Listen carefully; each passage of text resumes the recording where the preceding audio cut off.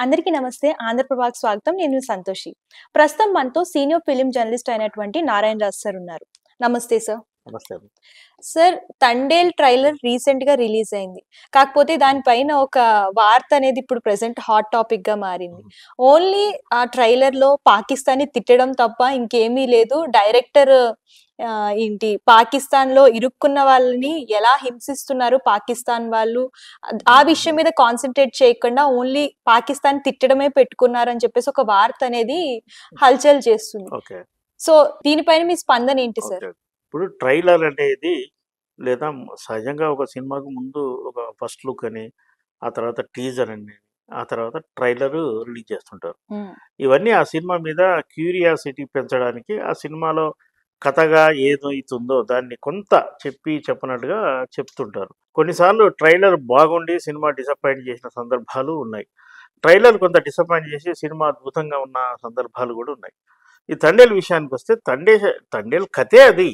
జాలర్ల కథ. శ్రీకాకుళం జిల్లాలో వాస్తవంగా జరిగిన ఒక సంఘటన స్ఫూర్తిగా ఆ సినిమా తీశారన్న విషయం అది బహిర్గతమే. డైరెక్టర్ గానీ, హీరో గానీ ఈ విషయాన్ని వాళ్ళు చాలా సందర్భాల్లో చెప్పారు. అక్కడ వేటకు వెళ్ళే మత్స్యకారులు కొంత ఇబ్బందిని ఎదుర్కొన్నారు. ఇది సహజంగా ఒక శ్రీకాకుళం జిల్లాకే కాదు, చాలా సముద్ర జలాలున్న చాలా చోట్ల జరుగుతుంటుంది. వేటకు వెళ్ళడం, రోజుల తరబడి వెళ్ళడం, ఆ సముద్ర జలాల ప పొరుగు దేశాల హద్దులు తెలియక పొరపాటున ఆ జలాల్లోకి వెళ్ళడం, వాళ్ళ జలాల్లో ప్రవేశించినందుకు అక్కడ గస్తీగా ఉండే సైనికులు కావచ్చు, గస్తీ దళాలు కావచ్చు, వీళ్ళని అదుపులోకి తీసుకుంటారు. ఆ తర్వాత వాళ్ళు ఏ దేశానికి చెందిన వాళ్ళైతే వాళ్ళకు సమాచారం అందిస్తారు.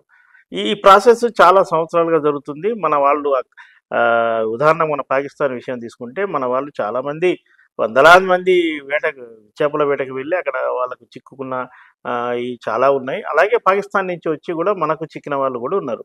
అలా ఒక జాలర్ల కొందరు వెళ్ళి అక్కడ పాకిస్తాను దళాలకు చిక్కాక అక్కడ వాళ్ళకి ఎదురైన పర్యవసానాలు, వాళ్ళు అసలు ఏమైపోయారో తెలియక ఇక్కడ వాళ్ళకు సంబంధించిన కుటుంబాలు ఆందోళన, వాళ్ళ జీవన విధానం వీటన్నిటిని ఆవిష్కరించిందే తండేల్ సినిమా.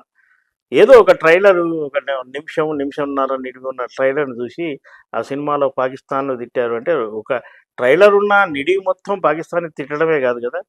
నిజానికి అక్కడ శ్రీకాకుళం నుంచి వెళ్ళిన మత్స్యకారులకు అక్కడ పాకిస్తాన్‌లో ఎదురైన ఇబ్బందులు ఏమిటి అనేది అది మనం తెర మీద అంటే సినిమా చూసి తెలుసుకోవాలి. సినిమా తెలియకుండానే రివ్యూ పేరుతోని ట్రైలర్‌ను చీల్చి చెండాడి ఎన్నో కోట్లు పెట్టి తీసే సినిమాల మీద ఒక దుష్ప్రచారం చేయడం సబబనిపించుకోదు. సార్, రీసెంట్‌గా చూసుకున్నట్లయితే 'పవన్ కళ్యాణ్' కొడుకైనటువంటి 'అకీరా' గురించి మొన్న 'ఎస్.జే. సూర్య' 'ఖుషి 2' మూవీ తీస్తానని చెప్పేసనన్నారు. యెస్. రీసెంట్‌గా ఇప్పుడు చూసుకున్నట్లయితే 'పంజా 2' మూవీ కూడా తీస్తామనేసని అంటున్నారు. యెస్. అసలు నిజంగా 'అకీరా' మూవీ లాంచ్ త్వరలోనే రాబోతుందా? ఇప్పుడు 'ఎస్.జే. సూర్య' అసలు తనకు సినిమా డైరెక్షన్ వద్దని చెప్పి యాక్టింగ్ వైపు వెళ్ళాడు. హ్మ్. పవన్ కళ్యాణ్ కలిసిన సందర్భంలో అంటే ఆ సినిమాకు సంబంధించిన ఈవెంట్, గేమ్ చేంజర్ ఈవెంటు అక్కడ ఆంధ్రలో జరిగినప్పుడు దానికి పవన్ కళ్యాణ్ అతిథిగా వెళ్ళినప్పుడు తన మాజీ డైరెక్టర్‌ను పవన్ కళ్యాణ్ కలవడం జరిగింది. సూర్య కూడా పవన్ కళ్యాణ్‌తో తనకున్న అనుబంధాన్ని ఈ సందర్భంగా గుర్తు చేసుకున్నాడు. సహజంగానే వాళ్ళ మధ్య కొన్ని వ్యక్తిగత సంభాషణలు కూడా చర్చకొస్తాయి. ఆ క్రమంలో 'ఖుషి' సినిమాను మళ్ళీ పార్ట్ 2గా తీస్తే పవన్ కళ్యాణ్ కొడుకుతో తీయాలన్న ఆలోచన మంచిదే.